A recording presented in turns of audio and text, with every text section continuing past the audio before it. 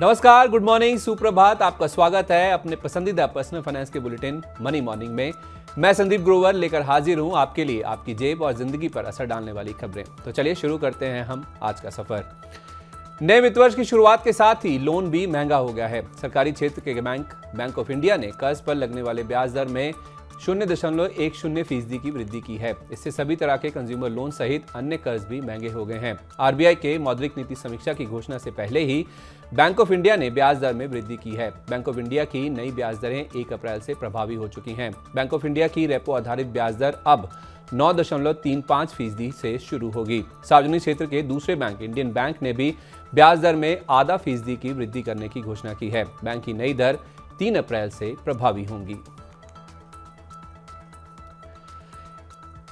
EPFO ने भी नए वित्त वर्ष की शुरुआत के साथ एक नया और बड़ा बदलाव किया है। 1 अप्रैल से लागू होने वाले नए नियम के तहत अब जॉब बदलने वाले कर्मचारी का पुराना प्रोविडेंट फंड बैलेंस ऑटोमेटिक तरीके से नए एम्प्लॉयर को ट्रांसफर कर दिया जाएगा। इस नए नियम के बाद ईपीएफओ सदस्यों को नई कंपनी ज्वाइन करने पर अपना पीएफ ट्रांसफर करवाने के लिए मैन्युअली आवेदन करने की जरूरत नहीं होगी। अभी तक यूनिवर्सल अकाउंट नंबर होने के बाद भी कर्मचारियों को अपने पीएफ ट्रांसफर कराने के लिए एक लंबी और उबाऊ प्रक्रिया से गुजरना पड़ता था।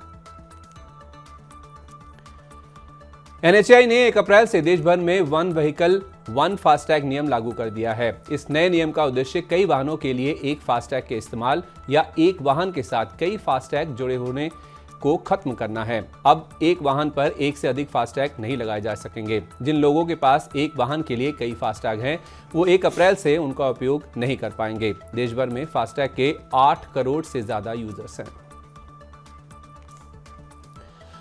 वित्त वर्ष 2024-25 में लोगों के लिए नई इनकम टैक्स व्यवस्था में कोई बदलाव नहीं किया गया है। वित्त मंत्रालय ने कहा है कि व्यक्तिगत टैक्स पेयर्स अपना आईटीआर फाइल करते समय इस व्यवस्था से बाहर निकलने का विकल्प चुन सकते हैं। वित्त मंत्रालय ने यह स्पष्टीकरण उन खबरों पर दिया है जिनमें 1 अप्रैल से नई टैक्स व्यवस्था में कुछ बदलाव होने का दावा किया गया है। वित्त मंत्रालय ने स्पष्ट किया है कि 1 अप्रैल 2024 से कोई नया बदलाव नहीं किया गया है। 1 अप्रैल 2023 से शुरू हुए वित्त वर्ष में लोगों के लिए एक संशोधित नई आयकर व्यवस्था लागू की गई थी, जिसमें कर की दरें काफी कम हैं। हवाई यात्रियों के लिए बड़ी खबर है। उड़ान में अधिक देरी होने पर अब यात्री हवाई अड्डे के डिपार्चर गेट से बाहर निकल सकेंगे। बीसीएएस ने नए दिशा निर्देश जारी किए हैं। ये निर्देश हवाई अड्डों पर बढ़ती भीड़ और उड़ानों में देरी के बढ़ते मामलों को देखते हुए महत्वपूर्ण है। कई बार यात्री विमान में सवार होने के बाद भी लंबे समय तक फंस जाते हैं। नए दिशा निर्देश 1 अप्रैल से लागू हो चुके हैं। ये दिशा निर्देश यात्रियों का कम उत्पीड़न सुनिश्चित करने में मदद करेंगे और उन्हें विमान में सवार होने के बाद लंबे समय तक बैठे नहीं रहना पड़ेगा। नए वित्त वर्ष 2024-25 की पहली मौद्रिक नीति समीक्षा बैठक 3 अप्रैल से शुरू होगी। आरबीआई गवर्नर शक्तिकांत दास 5 अप्रैल को मौद्रिक नीति समीक्षा की घोषणा करेंगे। ज्यादातर विशेषज्ञों का मानना है कि इस बार भी नीतिगत दर को स्थिर रखा जा सकता है। आरबीआई ने पिछली बार फरवरी 2023 में रेपो रेट बढ़ाकर 6.5% की थी। उसके बाद लगातार 6 मौद्रिक नीति समीक्षा में इसे स्थिर रखा गया है। अर्थशास्त्रियों का मानना है कि महंगाई अभी भी 5% के दायरे में है और खाद्य महंगाई के मोर्चे पर भविष्य में झटका लगने की आशंका है। इसे देखते हुए आरबीआई इस बार भी नीतिगत दर को स्थिर बनाए रख सकता है। घरेलू और विदेशी बाजार में सोने का भाव नई रिकॉर्ड ऊंचाई पर पहुंच गया है। विदेशी बाजार में सोने ने $2286.39 प्रति औंस के ऐतिहासिक स्तर को छू लिया। घरेलू वायदा बाजार यानी मल्टी कमोडिटी एक्सचेंज पर भी सोना अप्रैल वायदा 69,487 रुपए प्रति 10 ग्राम की रिकॉर्ड ऊंचाई पर पहुंच गया। अमेरिका में ब्याज दरों में कटौती की उम्मीद बढ़ने और सुरक्षित निवेश के लिए मांग बढ़ने की वजह से सोने की कीमतों में लगातार उछाल आ रहा है।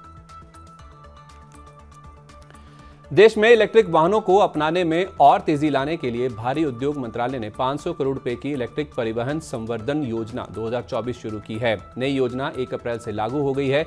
ये जुलाई अंत तक जारी रहेगी। ईएमपीएस 2024 के तहत इलेक्ट्रिक 2 व्हीलर पर 10,000 रुपए तक की सब्सिडी दी जाएगी। कुल 3,33,000 2 व्हीलर पर सहायता प्रदान की जाएगी। ई रिक्शा और ई कार्ट की खरीद पर 25,000 रुपए तक की सहायता दी जाएगी। साइबर धोखाधड़ी पर लगाम लगाने और अवैध तरीके से लोन देने वाले ऐप पर जल्द रोक लगने वाली है। भारतीय रिजर्व बैंक साइबर धोखाधड़ी रोकने और डिजिटल लोन ऐप पर रोक लगाने के लिए डिजिटल इंडिया ट्रस्ट एजेंसी के गठन पर विचार कर रहा है। देश में अवैध तरीके से लोन देने वाले ऐप तेजी से बढ़ रहे हैं।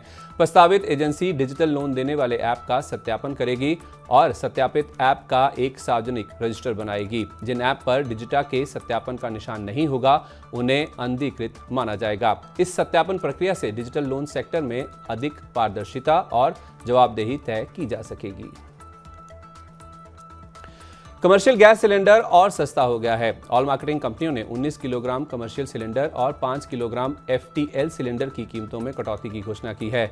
19 किलो वाले कमर्शियल सिलेंडर की कीमत में 30 रुपये 50 पैसे की कमी की गई है। दिल्ली में कमर्शियल सिलेंडर की नई कीमत 1764 रुपये 50 पैसे होगी। 5 kilo free trade LPG cylinder की कीमत 7.5 रुपये कम की गई है।